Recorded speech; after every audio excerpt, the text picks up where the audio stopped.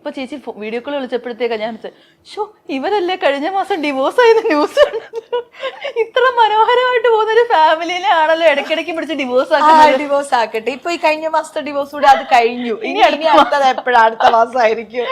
ഇത് നിങ്ങള് എന്താദ്യമൊക്കെ വിഷമം തോന്നുമായിരുന്നു ഇതൊക്കെ കാണുമ്പോൾ? ആദ്യമല്ല, അതായത് ഈ എഴുത്ത് പരിപാടികൾ ഉണ്ടല്ലോ, അപ്പം ഞാൻ എഴുതുമ്പോൾ മിക്കവരും ആൾക്കാർ ഓർക്കുന്നത് എന്റെ കാര്യങ്ങളെ കുറിച്ചാണ് ഞാൻ എഴുതുന്നതാണ്. പിന്നെ ഒരു കാര്യമുണ്ട്, എപ്പോഴോ ഏട്ടനുമായിട്ട് വഴക്കിട്ടിരുന്ന പിണക്കമുണ്ട്, അറിയാലോ ഈ ഇണക്കം എത്രയാണോ അതുപോലെ പിണക്കമുണ്ട്.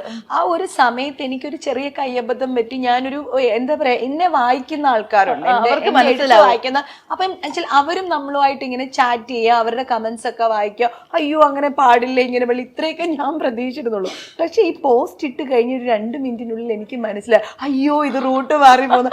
അപ്പൊ തന്നെ പോസ്റ്റ് ഡിലീറ്റ് ചെയ്തു. എന്റെ പോസ്റ്റ് നിങ്ങൾക്ക് എന്റെ ഒരു വാളിലും കാണാൻ പറ്റില്ല. പോസ്റ്റ് ഒക്കെ ഡിലീറ്റ് ചെയ്യലും അത്, പക്ഷെ വേറെ ആൾക്കാരെടുത്ത് അതങ്ങ് ഭയങ്കര വൈറലാക്കി. എന്നാ ഇതെന്താണ്, ഒരാൾക്ക് മൂഡ് സ്വിങ്സ് കാര്യങ്ങൾ ഇതൊക്കെ ഉണ്ടാവും. അപ്പൊ എനിക്ക് മനസ്സിലായി ഇത് നമ്മൾക്ക് ഇത് പറ്റില്ല, ഇങ്ങനത്തെ അതൊന്നും എന്തായാലും എടുത്തു ചാടി ഒന്നും ഇടൂല. എടുത്ത് ചാടി എന്നല്ല, എഴുത്ത് തന്നെ നിർത്തിയാലോ എന്ന് ഞാൻ വിചാരിക്കും.